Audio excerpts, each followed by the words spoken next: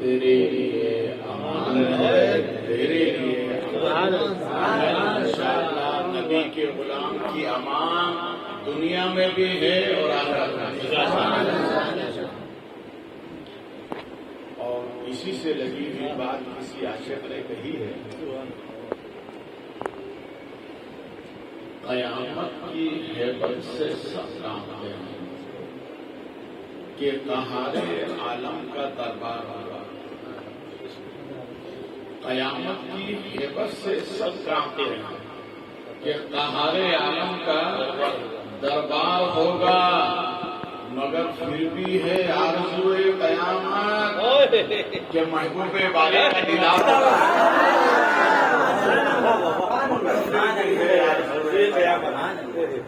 کہ محبوب باری کا دیدار ہوگا۔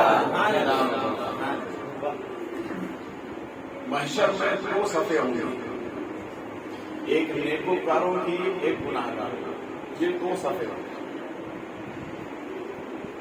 اب نبی کی لڑائیں میں تو کسی عاشق نے بڑی پتے کی بات کی، وہ یوں کہتا ہے محشر میں جب انہیں دیکھا گناہگار کی طرف، محشر میں جب انہیں دیکھا گناہگار کی طرف، بے گناہ کے اٹھے ہم بھی ہیں گناہگار، ہم بھی ہیں گناہگار، بے گناہ کے اٹھے ہم بھی ہیں گناہگار۔ جو نیکوکار ہیں ان کے لیے تو پگڑی لگنا ہی نہیں ہے نا، تراوزو کس کے لیے لگے گی؟ گناہگار کے لیے۔ نیکوکاروں کی تو چھٹی ہو گئی نا، تو کوئی کام نہیں، سیدھے جنت میں جاؤ۔ تگڑی لگنا ہے گناہگاروں کے لیے، اور سرکار آئیں گے گناہگاروں کے لیے۔ محشر میں جب انہیں دیکھا گناہگار کی طرح، بے گناہ کے اٹھے ہم بھی ہیں گناہگار۔ محبت سے درود پاک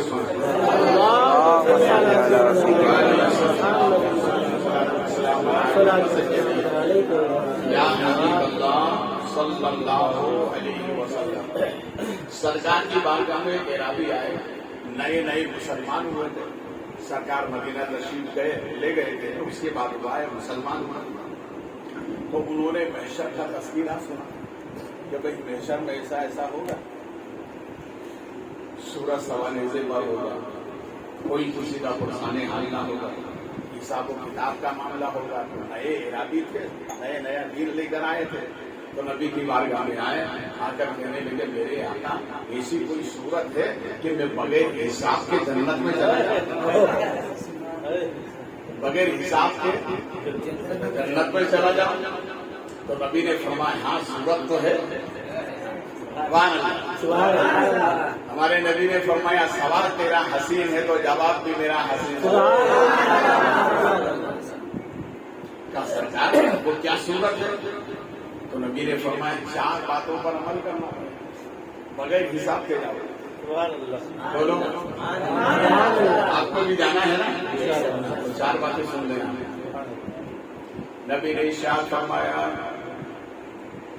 کہ سونے اعرابی اگر بغیر حساب کے جنت میں جانا ہے تو چھوٹوں پر رحم کر، بولے محبت سے، اس لیے کہ جو چھوٹوں پر رحم کرتا ہے اللہ کریم ہے، وہ بھی چھوٹوں پر رحم کرنے والے پر رحم کرتا ہے۔ یہ پہلا نسخہ نبی نے عطا فرمایا۔ کیا فرمایا کہ چھوٹوں پر، تم بڑے ہو تو چھوٹوں پر، کبھی غصے سے کام لو تو کبھی نرمی سے بھی کام لیا جائے۔ ہر وقت غصہ بتانا مناسب نہیں ہے، اور چھوٹے تو چھوٹے ہو جائے، ان کا کام ہی ہے اوپر نیچے کرنے کا، سمجھانے کا کام تمہارا ہے۔ نبی فرماتے ہیں بڑے ہو چھوٹوں پر رحم کرو، چھوٹوں پر رحم کرو، اس لیے کہ اللہ کریم ہے۔ کون ہے؟ اللہ کریم ہے، کیسا کریم ہے ہمارا مولا۔ ہمارا نبی خانے کعبہ کا طواف کرتا ہے، طواف کرتے کرتے ایک اعرابی آگے ہے، وہ بھی طواف کرتا ہے، وہ کیا کہتا ہے؟ اللہ کریم ہے. کیا کہتا ہے؟ اللہ کریم ہے. اللہ کریم ہے. اور پیچھے سے ہمارے نبی فرماتے اللہ کریم ہے. اللہ کریم ہے. طواف ہو رہا ہے. طواف کرتے کرتے جب نبی کی آواز کریمہ سنا تو پلٹ کر نہیں ہوتے تو دیکھا تو دیکھتے رہ گئے. تو نبی فرماتے اللہ کریم ہے. ہمارے نبی فرماتے اللہ کریم ہے. تو وہ عراقی بھی کہتا اللہ کریم ہے. اللہ کریم ہے. تو اس نے پلٹ کر پوچھا آپ کون ہیں؟ کہا اللہ بھی کریم ہے نبی بھی کریم ہے. اللہ بھی کریم ہے نبی بھی کریم ہے. کہا پھر تو دو کریموں میں گناہگار کی بنائی ہے. دو کریموں میں گناہگار کی بنائی ہے. بے شک اللہ کریم ہے اور اللہ کی عطا سے ہمارے نبی بھی کریم ہے. ہمارے نبی کیسے کریم ہے؟ مدینہ شریف میں ایک صحابی جن کی بہت کم عمر ہے، حضرت برا جن کا نام آتا ہے، حضرت برا ابن مالک. عمر ہے 10 سال. سرکار مدینہ باغ سے گلی سے گزر رہے تھے. 10 سال کی عمر ہے. سرکار کو دیکھا آئے اور قدموں سے لپٹ گئے. لپٹ کر کہتے میرے آقا مجھے بھی کوئی حکم فرمائیں، میں بھی آپ کے حکم پر عمل کروں گا. 10 سال کی عمر ہے. کہتے میرے آقا حکم فرمائیں، آپ کے حکموں پر عمل کروں گا. اب بتائیے بڑے چھوٹوں کو کام کیسا بتاتے ہیں؟ جو چھوٹا موٹا ہوتا ہے، بڑا تو نہیں بتاتے نا بھائی. چھوٹا بچہ ہے تو کام بھی اس کے حساب سے بتاتے ہیں. نبی نے چھوٹے چھوٹے کام بتایا. مگر ہمارے نبی اتنے کریم ہیں کہ 2 مرتبہ اس صحابی سے گھر پہ ملنے جاتے تھے. کتنی مرتبہ؟ صبح بھی جاتے تھے اور شام کو بھی جاتے تھے. 2 مرتبہ صحابی جاتے تھے. صحابہ کو بڑی حیرت ہوئی کہ سرکار اس سے اتنی محبت کیوں فرماتے ہیں. ایک مرتبہ محفل لگی ہوئی تھی. سرکار نے ارشاد فرمایا برا اگر میں حکم دوں عمل کرو گے؟ کہا عمل کروں گا. نبی نے فرمایا جاؤ تمہارے باپ کو قتل کر دو. تو تلوار اٹھائی اور دوڑ کر بھاگنے لگے. تو نبی نے فرمایا میرے صحابہ پکڑ لو ورنہ یہ باپ کو قتل کر دیں. یہ باپ کو قتل کر دیں. وہ ہے حضرت برا. تو سرکار 2 مرتبہ ملنے جاتے. کتنی مرتبہ؟ کریم ہے نا ہمارے نبی. 2 مرتبہ ملنے جاتے. ایک مرتبہ سرکار گئے. جانے کے بعد سرکار نے ان کی پریشانی کو بوسہ دیا. عمر ہے ان کے 12 سال. بوسہ دیا اور کان پہ کچھ فرمایا. سرکار کے جانے کے بعد ان کے والد نے کہا کہ نبی نے کیا فرمایا تم سے کان نہ کا نہیں. یہ راز کی باتیں بتانے والی نہیں. کب بتا دو کہا بتا دو نبی نے کیا فرمایا. عرض کرتے ہیں بہبود میرے نبی نے مجھ سے یہ فرمایا برا تو چند گھڑی کا مہمان ہے اس کے بعد تیرا انتقال ہونے والا ہے. جب انتقال ہو جائے تو سنو مجھے خبر کرنا تیری نماز جنازہ میں ہی پڑھاؤں گا. نبی ہمارے کریم ہے. نبی ہمارے کریم ہے. مگر چونکہ رات کے وقت میں ان کا انتقال ہوا محلہ یہودیوں کا تھا. سرکار کو اطلاع اس لیے نہیں دی گئی سرکار کو تکلیف نہ ہو. رات میں ان کی تدفین عمل میں آئی. صبح سے سرکار کو معلوم ہوا نبی تشریف لائے. آپ نے تعزیت کی اور اس کے بعد جنت البقیع تو تھا نہیں اس وقت میں. اللہ کے پیارے نبی صلی اللہ علیہ وسلم نے پرانا قبرستان مدینہ میں وہاں ان کو دفنایا تھا. سرکار کا جانے کے بعد دعا فرمایا. دیکھو ہمارے نبی کیسے جو دعا کا جملہ نبی نے فرمایا وہ سینے پہ لکھنے کے قابل ہے. ہمارے نبی کیسے کریم ہے. سرکار نے دعا فرمائی اور کہا اے میرے مولا میرے برا سے اس حالت میں ملنا کہ تو اپنی شان کے لائق مسکراتا ہوا ملے. کیسے کریم ہے ہمارے نبی. کیسے کریم ہے ہمارے بولے کیسے کریم ہے ہمارے نبی. اللہ بھی کریم ہے اور نبی بھی. دنیا میں اگر اللہ تم پر رحم کرے تو تم اپنے چھوٹوں پر رحم کرو. نبی نے ایک نسخہ بتایا. اب دوسرا نسخہ سنیے. نبی فرماتے ہیں ماں باپ کا دل نہ دکھا. سنو کیا فرمایا نبی نے؟ ماں باپ کا بولو، ماں باپ کا نوجوانوں تم بولو، ماں باپ کا بول تو رہے ہو، عمل بھی کرنا۔ ماں باپ کا دل لگنا، ماں باپ کسی عاشق نے بہت اچھی بات ہے، وہ یوں کہتا ہے میرا پیپر تھا، میرے پیپر کی تیاری تھی، میرا پیپر تھا، میں نے پیپر کی تیاری کی، مگر میری ماں نے میرے ساتھ شب بیداری کی، مگر میری ماں نے میرے ساتھ شب بیداری کی۔ یہ ماں کی یہ کیا ہے؟ بولو بولو واپس۔ اب سن لو یار، ایک واقعہ انشاءاللہ میں اداس پیدا ہوگا۔ مدینہ شریف میں بہت تیز بارش ہوئی تو ایک غریب صاحب ان کے یہاں قرآن کا نسخہ تھا، ہم نے جس قرآن کو اٹھا کے ٹانگ کر رکھ دیا، جب شب قدر آتی ہے تو پڑھ لیتے، باقی رکھتے پورے سال کے بعد جب اس کو نکالتے ہیں تو ہندوستان میں 50 گرام تو گرد و غبار اس پر ملتا۔ یہ ہماری حالت ہے، اور صوفیہ کو فرماتے ہیں یہ قرآن دسترخوان اللہ کی رحمت کا، اس کو پلیٹ کرنا رکھو، روز کھولا کرو، تبھی تو برکت نازل ہوگی۔ تو وہ غریب صاحب بارش تیز ہونے لگی تو سوچا کہ یہ نسخہ خراب نہ ہو جائے، تو ان کے پڑوس میں ایک یہودی کا مکان تھا۔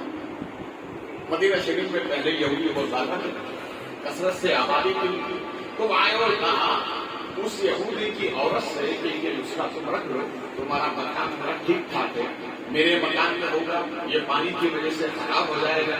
تو اس نے لے لیا، لینے کے بعد اب سوچا کہ یہ تو قرآن نبی کے اوپر نازل ہوا، کیا نازل ہوا؟ سب مل کے بولے، نبی کے اوپر نازل ہوا ہے۔ تو وہ اس یہودی عورت نے سوچا اگر میں تاک میں رکھوں گی اور آنے جانے سے پیٹ لگے گی تو بے ادبی ہوگی۔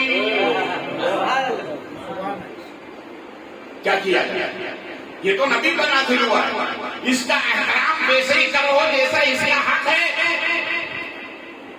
تو اس نے کیا کیا؟ اپنے روم میں کھڑی ہو کر ہاتھ میں لے رکھا، سب پہ رکھا، سب پہ رکھ کے کھڑی ہو گئی۔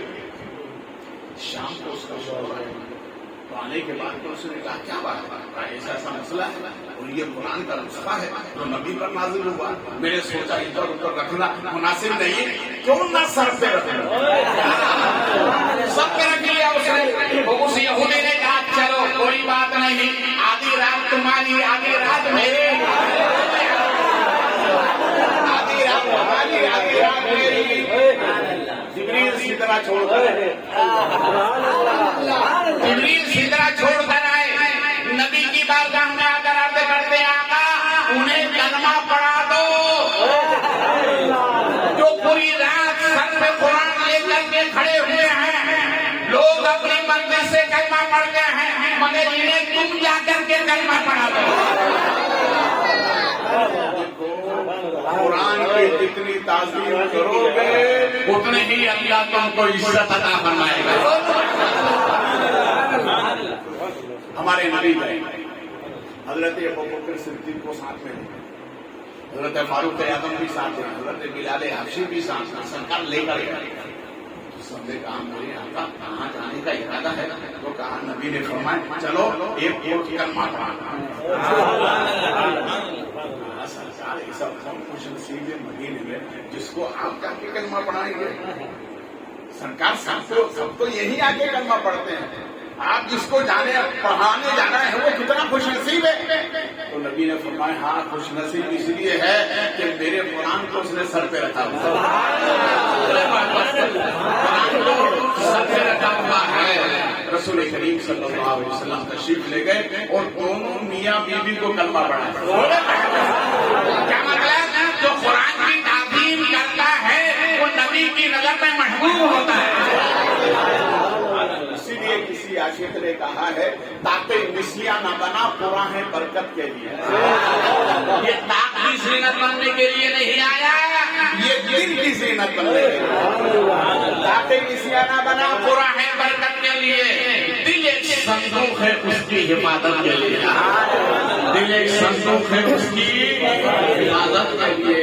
نبی کریم صلی اللہ علیہ وسلم ارشاد فرماتے ہیں، سنو، ماں باپ کا دل، بولے ماں باپ کا دل، ہمارے خواجہ سبحان اللہ، سبحان اللہ، ہند کے راجا سبحان اللہ، خانہ کعبہ کا طواف کر رہے ہیں۔ کیا کر رہے ہیں؟ خانہ کعبہ کا طواف کر رہے ہیں۔ اچانک آواز آتی ہے، معین الدین، ایک ہمارا بندہ 40 سال سے غلاف کعبہ تھامے ہوئے دعائیں کر رہا ہے۔ کتنے سال سے؟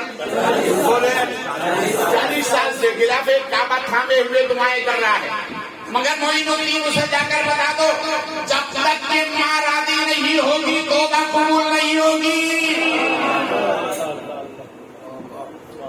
خواجہ سرکار اس کے قریب آئے تو واقعی میں دیکھا کہ غلاف کعبہ تھامے ہوئے رو رہا ہے۔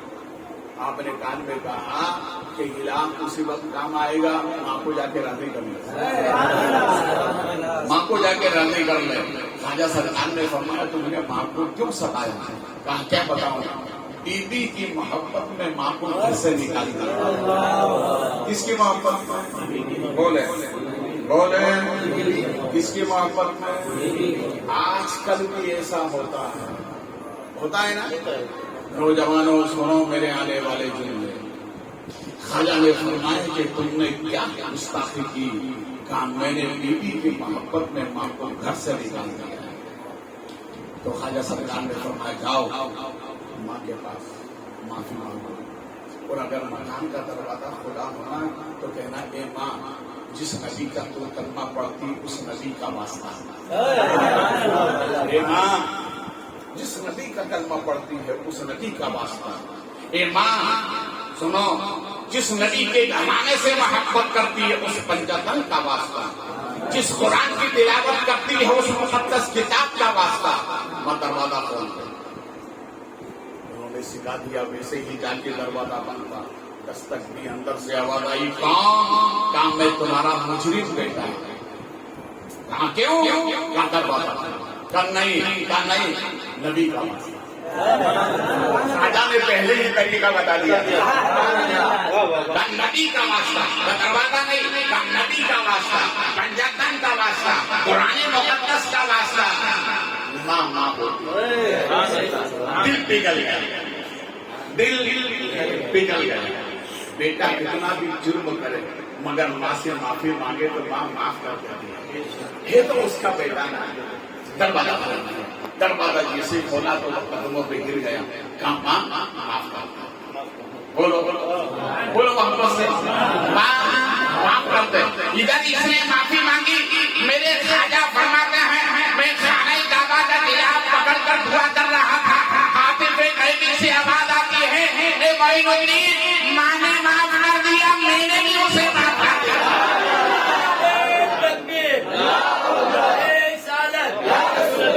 کبھی تو کوئی نوازے میرا خواجہ سدا نوازے، کوئی نوازے میرا خواجہ سدا نوازے، غریب نواز سدا نواز، غریب نواز سدا نواز، غریب نواز سدا نواز، غریب نواز سدا نواز۔ اب 15 منٹ تو ہو گئے، ابھی 2 چیز باقی ہے، تو اس کو باقی رکھیں آپ۔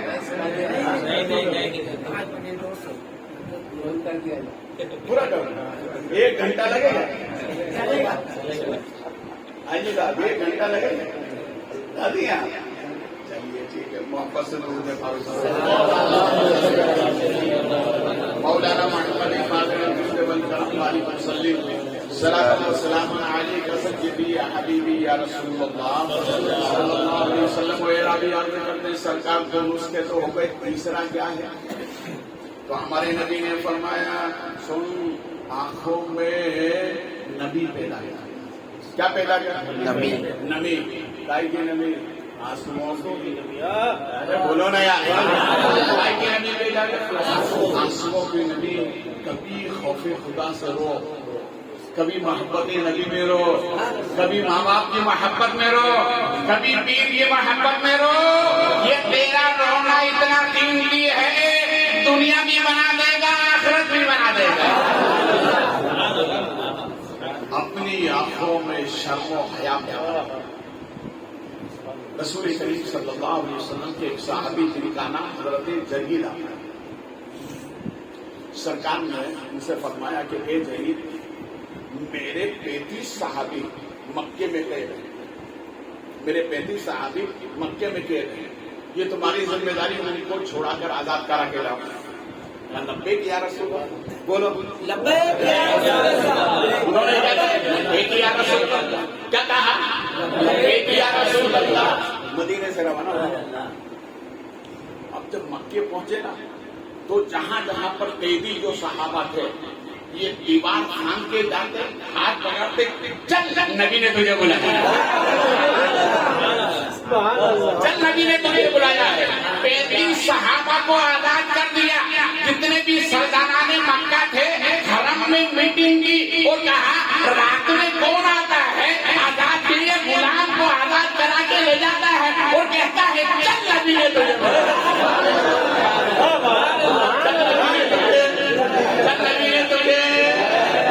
بلایا۔ وہ کفار مکہ پڑے ہیں، بات سمجھ میں نہیں آتی، سمجھا چھوڑا کے تو لے جانا ہے مگر ہے کون سمجھ میں نہیں آ رہا، ہے کون سمجھ میں نہیں آ رہا۔ یہ ہے حضرت جریر، مگر حکم تھا نبی کا۔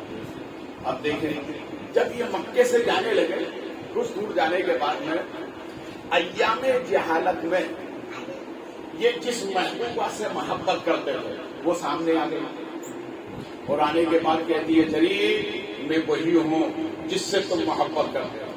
تو حضرت جریر نیچے بیٹھ گئے، گردن کو جھکا لیا، تو وہ کہتی ہے جریر سر تو اٹھاؤ، میں وہی ہوں جس سے ایام جہالت میں تم مجھ سے محبت کرتے تھے، کیا میرا حسن تم کو سمجھ میں نہیں آیا؟ تو کہنے لگے جب سے نبی کا حسن دیکھ لیا ہے وہ سمجھ میں نہیں آیا۔ بولو واپس سے کوئی سمجھ میں نہیں آیا۔ وہ کہتی ہے سر تو اٹھا کر دیکھ، میں نے نبی کے تلوے دیکھے، کسی کا جلوہ دیکھوں گا، کیا بات ہے، کون نظروں میں چڑھے دیکھ کے تلوا تیرا، حور میں آنکھ نہ ڈالے کبھی شیدا تیرا۔ کہاں نبی کو دیکھ لیا ہے، اب کسی کو دیکھنے کی گنجائش نہیں۔ دیکھیے کبھی ایسا ہوتا ہے، آج حالات ہی ایسے ہیں۔ ایک محلے میں امام صاحب سے دیکھیے، امام حضرات بیٹھے ہوئے ہیں، تو وہ امام صاحب کی گھر میں جو بیوی تھی بڑی خوبصورت، میرے جملے غور سے سنے، بڑی خوبصورت تھی۔ تو ایک اور جوان آوارہ قسم کا اس نے کبھی دیکھ لیا جھانک کے، تو اس نے خط لکھ دیا اور کہا کہ میں آپ سے نکاح کرنا چاہتا ہوں۔ تو اس نے پلٹ کر امام صاحب کی بیوی چونکہ نیک تو پلٹ کر جواب دیا اگر مجھ سے نکاح کرنا ہے تو 40 دن میرے شوہر کے پیچھے نماز پڑھ لے، نکاح تیرے ساتھ۔ کتنے دن؟ 40 دن۔ 40 دن پورے ہوئے تو سوچنے لگا کہ نہیں اب تو نکاح ہونے ہی والا ہے، اس لیے کہ امام بھی سچا ہوتا ہے، بیوی بھی سچی ہوتی ہے۔ مگر فجر کی نماز میں گیا، رات کو جب بستر پر لیٹا نبی خواب میں تشریف رسول کریم صلی اللہ علیہ وسلم اپنی زیارت سے مشرف فرما کر گئے۔ 40ویں دن بیوی نے کہا نوجوان ارادہ کیا ہے؟ نانا بابا ابھی تک تو میں دنیا میں حسن و جمال میں گم تھا، مگر رات کو نبی کو دیکھ لیا، کسی کو دیکھنے کی ضرورت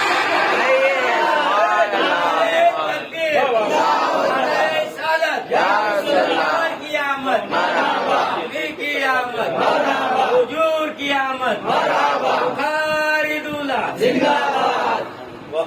تم بھی دیکھنا چاہتے ہو نبی کو؟ بولو نا یار، کرنا ہے دیکھنے کی تو اپنی آنکھوں کو آوارہ گردی سے توڑو، اپنی آنکھوں کو آوارہ نہ بناؤ، اسی لیے کہ نبی پاک ہے۔ بولو واپس سے، ہمارا اللہ بھی پاک ہے، نبی بھی پاک ہے، کتاب بھی پاک ہے، مذہب بھی پاک ہے، اس کے ماننے والے بھی پاک ہوتے ہیں۔ اپنی اپنی آنکھوں کو پاک کرو، نبی خود آ جائیں گے. بولے واپس سے نبی خود آ جائیں گے. تو ہمارے نبی نے فرمایا تیسرا نسخہ ہے اپنی آنکھوں میں حیا کی نمی پیدا کرو. کیا پیدا کرو؟ بولو حیا کی نمی پیدا کرو. تو رابی عرض کرتے سرکار چوتھا بتا دیں تاکہ میں جلدی سے فارغ ہو جاؤں. سرکار چوتھا بتا دیں تاکہ بغیر حساب کے جاؤں گا. بولو نا بغیر حساب کے، بولو بغیر حساب کے. حضرت علامہ جلال الدین سیوطی علیہ رحمۃ الرحمن جنہوں نے 72 مرتبہ ان آنکھوں سے نبی کو دیکھا، ان آنکھوں سے نبی کو دیکھا ہے. ایک مرتبہ دل میں آرزو تمنا ہوئی کہ اب نبی آئیں گے تو نبی کے قدموں سے لپٹ جاؤں گا اور 2 عہد لینا ہے. کتنے لینا ہے؟ 2 لینا ہے، زیادہ نہیں، صرف 2 لینا ہے. سرکار آئے تو کہنے لگا میرے آقا میں بہت بہتر، میرے سرکار آپ یہ فرما دیں کہ میں جنتی ہوں کہ جہنمی، میں جنتی ہوں کہ جہنمی. سرکار نے فرمایا سوتی کسی بات کر دو، یہ چہرہ اسی کو دکھایا جاتا ہے جو جنتی ہے. یہ چہرہ اسی کو دکھایا جاتا ہے جو جنتی ہوتا ہے. تو کہا سرکار اب تو یقین ہے آپ نے کہہ دیا میں جنتی ہو گیا، مگر سرکار ایک مسئلہ اور حل کر دیں. کہا بولو کیا بات ہے؟ سرکار حساب دے کے جاؤں گا یا بغیر حساب کے جاؤں گا؟ میرے آقا حساب دے کے جاؤں گا یا بغیر حساب کے جاؤں گا؟ نبی نے ارشاد فرمایا سب حساب دے کے جائیں گے، میں تجھے بغیر حساب کے جنت میں لے کے جاؤں گا. اپنی آنکھوں میں حیا کی نمی پیدا کرو. رب نے کہا میرے آقا چوتھا نسخہ کیا ہے؟ ہمارے نبی فرماتے ہیں سن، چوتھا نسخہ یہ ہے اللہ کے علاوہ کسی کے سامنے ہاتھ نہ پھیلانا. اللہ کے علاوہ بولو اللہ کے سامنے کسی کے ہاتھ نہ پھیلا. آج تو کچھ لوگ کی عادت ہی جو ہوتی ہے کہ صبح کاروبار بھی کرتے ہیں تو پڑوسی سے پہلے مانگتے ہیں. بھائی شام میں بھلے ہی دے دے وہ، مگر صبح تو مانگتے ہیں. ایک صاحب کی عادت تھی وہ صبح کاروبار کرتے تھے تو پڑوسی سے پہلے مانگتے تھے. اس میں ایک مرتبہ کیا بات ہے میں ہر روز مانگنے کے سوال، ارے شام کو دے تو دیتا ہوں، بھلے ہی دے دیتے ہو مگر مانگتے کیوں؟ کیا عادت پڑ گئی، کچھ عادت سے مجبور. سمجھ میں آ رہی ہے؟ کچھ عادت سے مجبور ہے. مگر صوفیہ کا ایک قول بتاؤں انشاءاللہ ایمان میں تازگی پیدا ہوگا. صوفیہ کیا فرماتے ہیں؟ وہ یوں کہتے ہیں ہاتھ کا پھیلانا 100 عیبوں کا عیب ہے. ہاتھ کا پھیلانا 100 عیبوں کا عیب ہے، جس میں یہ نہ ہو وہ دستے غیب ہے. جس میں یہ نہ ہو وہ بولو واپس سے وہ دستے غیب ہے. علاؤالدین خلجی کا دماغ خراب ہوا. دلی میں ہے نا علاؤالدین، یہ بادشاہ تھا دلی کا، ہندوستان کا بادشاہ تھا. ولایت کے ڈنکے بج رہے تھے خواجہ نظام الدین اولیاء محبوب الہی کے. تو چمچوں نے کہا چمچوں کی کمی نہیں نا. غالب نے اس لیے تو کہا تھا بے وقوفوں کی کمی نہیں ہے غالب. ایک ڈھونڈو، اس دور میں بھی تھے آج بھی ہیں، تعجب کی بات نہیں. یہ نبی کے زمانے کی پیداوار ہے جو آج بھی پائے جاتے ہیں. تو علاؤالدین خلجی سے چمچوں نے کہا کہ حکومت تمہاری، ارے تم اتنا خرچہ نہیں کرتے جتنا وہ فقیر کرتا ہے. تلاش لو اس کے جا کے. منو ٹن تو اس کے یہاں سے پیاز کے چھلکے نکلتے. ارے اتنا لاتا کہاں سے فقیر؟ اچھا ٹھیک ہے. تو علاؤالدین خلجی کے یہاں جو اس کا وزیر تھا وہ نظام الدین اولیاء سرکار کا مرید تھا. حضرت نظام الدین اولیاء محبوب الہی ظہر کی نماز پڑھائی. نماز پڑھانے کے بعد مصلی پہ بیٹھ گئے. وہ سامنے سے مریدین بیٹھے ہوئے. باورچی خانے میں کھانا پکانے والا آیا، کہا حضرات اتنے پیسے کی ضرورت ہے، سامان لے کر آنا ہے. تو حضرت نے فرمایا مسلح ہٹایا کہا اس میں سے نکال لے، اس میں سے نکال لے جو ہاتھ ڈالا، مگر وہ ایماندار تھا، وہ بھی ایماندار تھا، جتنی ضرورت تھی اتنا ہی ہم ہوتے تو ارے بھون سی ٹھکانا تو جانے دو، باہر میں اکیلے گھر کو دیکھنا، ہماری تو یہ حالت ہے، دولت دیکھ کے نیت بدل جاتی ہے۔ فرمائے جتنی ضرورت ہے نکال لو، تو آنے والا جو بادشاہ کا وزیر تھا اس نے کیا دیکھا اندر نوٹ ہی نوٹ ہے، اندر نوٹ ہی نوٹ ہے، وہ لے کے گیا، خواجہ سرکار نے مسلح کو برابر کر دیا، دعا فرمائی اپنے حجرے میں، دعا فرمائی اپنے حجرے میں، وہ آنے والا وزیر پیچھے پیچھے، حضرت نے دروازہ بند کر دیا، تھوڑی دیر کے بعد میں اس نے بتایا، خواجہ نے فرمایا کیا بات ہے؟ وہ جب آیا تھا آپ کا غلام جو لے کر گیا تھا تو اس وقت تو بہت خزانہ تھا، اس وقت تو خزانہ بہت کام تھا، آپ کے اٹھنے کے بعد میں نے دیکھا تو وہاں تو مٹی مٹی، تو میرے خواجہ نے جو اس پر اللہ دیا ہے، بولو راجہ نظام الدین اولیاء فرماتے ہیں کیا سمجھتا ہے وہ اپنے بادشاہ سے جا کر کہہ دے یہ خزانے ویسے نہیں ملتے، پہلے اپنے آپ کو اس کے حوالے کر دے، وہ اپنی نعمتیں تیرے حوالے کر دے، بولو محبت سے اسی کو دستے پہ کیا کہتے ہیں، بولو محبت سے۔ ایک عراقی مسجد نبی میں دعا کر رہا ہے، کہتے ہیں اللہ تو ہی میرا خالق ہے، تو ہی میرا مالک ہے، تو ہی مجھے روزی دینے والا ہے، تو ہی مجھے پالنے والا ہے، تو نے ہی مجھے زندگی ہے، تو ہی مجھے موت دے گا، تو ہی مجھے پھر حیات دے گا، تو ہی مجھے محشر میں لے جائے گا، تو ہی مجھے نبی کی شفاعت عطا کرے گا، تو ہی مجھے اپنا دیدار دے گا، تو ہی مجھے جنت عطا کرے گا۔ نبی نے جب اتنا سنا تو بلایا، کہا فرمایا اے نتیجہ اللہ نے تیری دعا کو قبول کر لیا ہے، اللہ نے تیری دعا کو قبول کر لیا ہے۔ نبی فرماتے ہیں جب بھی مانگو اللہ اس سے مانگو، بولے محبت سے کس سے مانگو؟ حضرت جنید بغدادی یہ قادری بزرگوں کے سب سے بڑے غوث اعظم سرکار کے دادا پیروں میں نام آتا ہی تھا، ایک مرتبہ دعا کر رہے تھے اللہ میری جسامت کو اتنا چوڑا کر دے، اتنا چوڑا کر دے، اتنا چوڑا کر دے، اور کرنے کے بعد جہنم میں ڈال دے۔ کہاں ڈال دے؟ ارے بولو جہنم میں ڈال دے، آپ سوچ گئے کیا ہوگا؟ جنید بغدادی اور دعا کر جہنم میں ڈال دے، بات ماننے والی جیسی۔ سنو اللہ والے ان کے ہر جملے میں راز ہوتا ہے، کیا ہوتا ہے؟ راز ہوتا ہے۔ وہ راز کیا تھا؟ دیکھیے نور کی فطرت ہے ٹھنڈک، کیا ہے نور کی فطرت؟ کیا ہے؟ ٹھنڈک۔ جب ایمان والے کل صراط سے گزریں گے تو جہنم پکار کر کے مولا جلدی گزار دے، میرے شعلے ٹھنڈے ہو رہے ہیں۔ ٹھنڈے سے مراد کیا؟ جو ایمان والوں کا جو نور ہے وہ ٹھنڈا ہے، اس کی ٹھنڈک سے میرے شعلے اٹھتے جا رہے ہیں، جلدی سے گزار دے۔ حضرت جنید بغدادی عرض کرتے مولا جو میرے دل میں تم نے نور ایمان دیا ہے مجھے جہنم میں ڈال دے تاکہ جہنم میری وجہ سے ٹھنڈی ہو جائے اور سب جنت میں چلے جائیں۔ یہ ہے اس کا ایسی دعا مانگتے تھے۔ دیکھو اللہ والوں، مگر اللہ والوں نے ہمیں طریقہ بتایا ہے، اے غلاموں تم دعا مانگنا تو ایسے مانگنا۔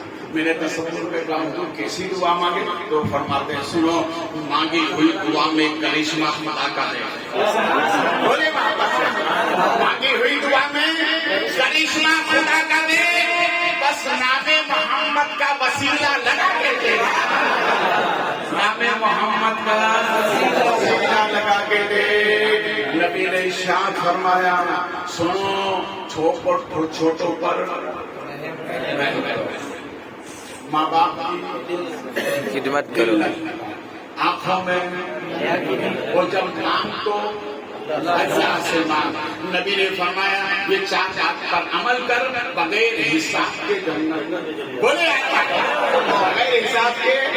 مگر اعلیٰ حضرت تو فرماتے ہیں جائے نا جب تک غلام خود ہے سب پر حرام. جائے نا جب تک